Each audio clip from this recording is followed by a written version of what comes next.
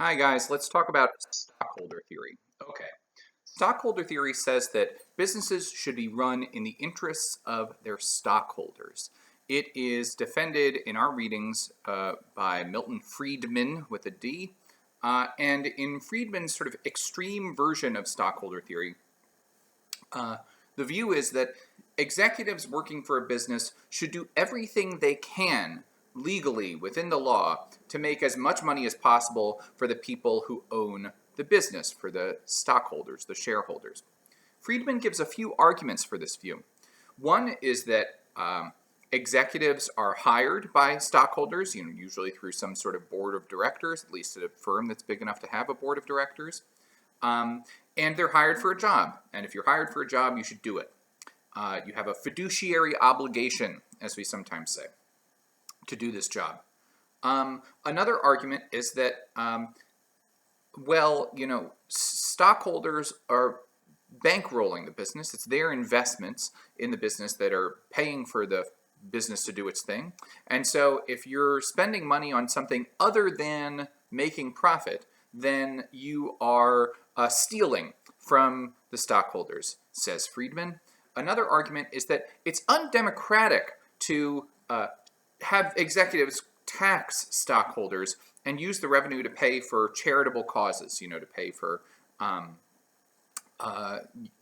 you tell me, to pay for, to actually literally donate money to charity, to pay more in wages than you are strictly required to by economic rationality, to charge less than you are strictly required to by economic rationality. Okay. I think also, at least lurking in the background here, is the idea of the invisible hand of the market. And the idea of the invisible hand of the market is that in a free, competitive market where everybody acts in their own interests, it's as if an invisible hand is sort of moving resources around to help everyone out. So even though there is no invisible hand, literally, there's no person standing above the market pulling the strings. The thought is that if everyone acts in their own interests, it works out best for everyone in the end. If I'm a consumer, I'm going to try to buy things that are the best deal for me. And if I'm a business, I'm going to offer better and better deals so I can stay in business, stay competitive, and we get better deals and better products, and everybody goes home happy. That's the thought. Okay. That said, stockholder theory, at least in the extreme form that Friedman endorses it, is wrong.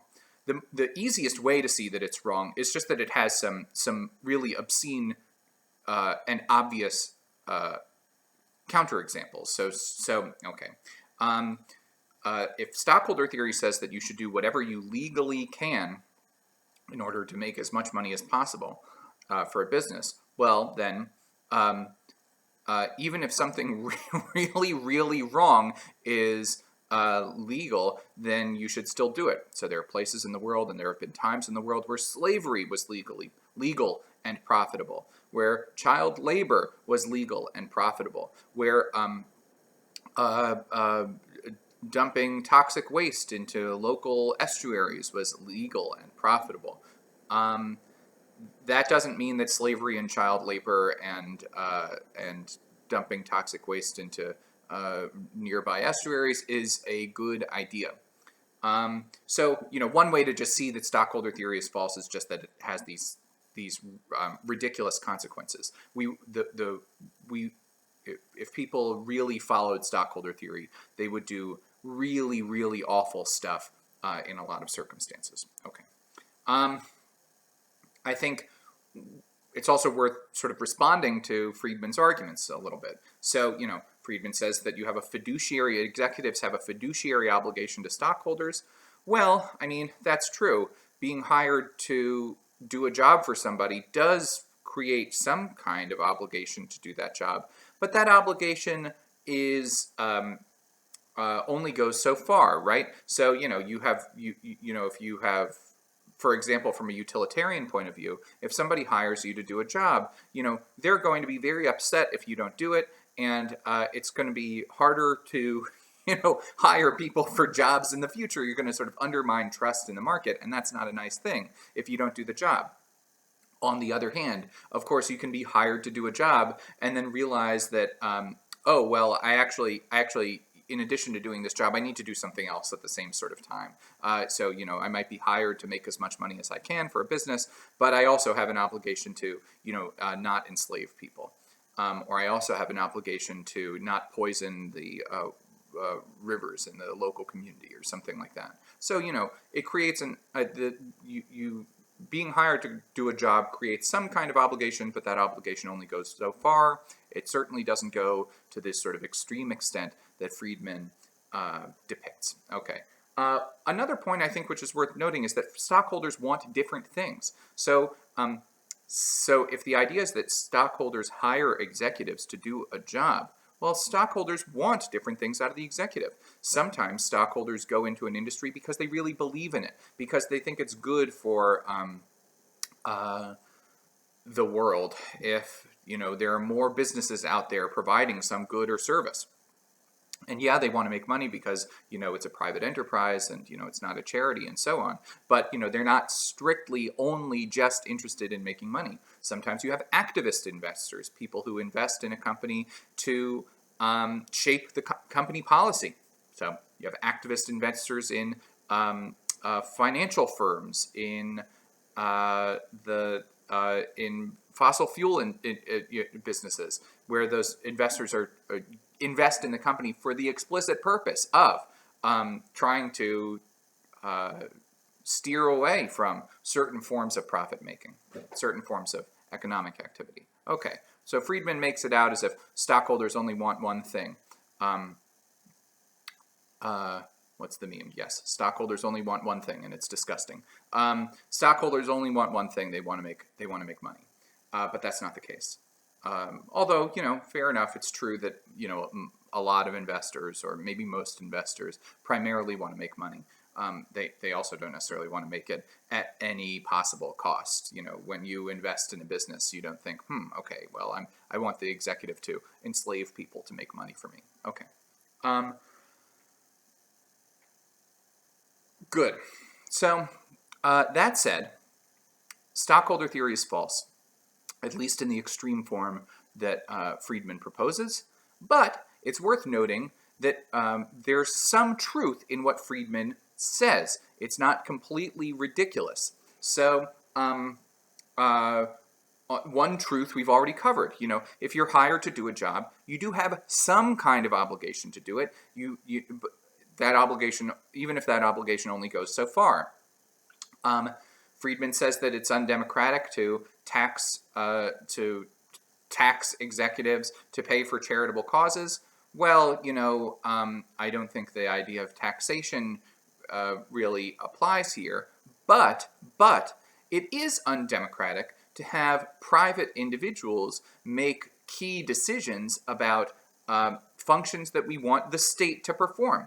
So, for example, Jeff Bezos recently opened up a bunch of preschools, free preschools. And you might think, well, okay, I guess that's nice of Jeff Bezos. On the other hand, what the fuck is the government doing? Isn't this the government's job is the state's job to provide preschools? One reason why it's the state's job is that, if Jeff Bezos changes his mind or runs out of money or whatever, then no more preschools. But if the state does it, well, we live in a democracy where, at least in principle, our judgments about or decisions about how to fund preschool and what sorts of preschools to run and what to teach there are made democratically. Okay. Lastly, Friedman points out that sometimes doing charitable stuff is profitable because of the reputational effects for the business. And this is really, really important. I think I've tried to drive this home a couple of times over the course of the class, but I just really want to make sure this gets through. That there is not necessarily an opposition between doing the right thing and doing charitable stuff. So you might pay your workers more wages than is strictly required by the market. You could hire somebody else for the same job for less, but you might get more work out of them. They might be more motivated to show up to work. You might have access to a larger chunk of the labor market, so more talented people will want to come work for you, want to come do that job. Maybe it's not even about paying workers. Maybe it's about reducing prices for customers. Okay, well then you reduce prices for customers in a way that's not in any straightforward way economically rational, but then you've got some really loyal customers, and they'll come back to you. And maybe even when times are tough, and some you end up charging more than somebody else for some service, they'll stick around. Brand loyalty, whatever it is. Or maybe you just do something that's just straight up charitable. You just give money to some local charity or some overseas charity. You give money to the Against Malaria Foundation, or to some deworming foundation, or pick your favorite charity. Those are a couple of mine. You might, by doing that, get a reputation for being a nice business. And people want to work for nice businesses. People want to shop at nice businesses. People don't feel great about shopping at or working for businesses that they regard as evil.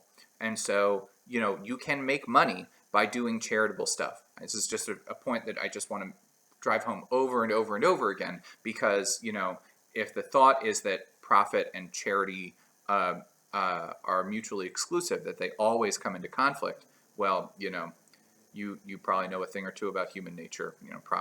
Profit, at least human nature under like capitalism, profit is often going to come first, but it doesn't have to. It can come at the same time. Okay, very good.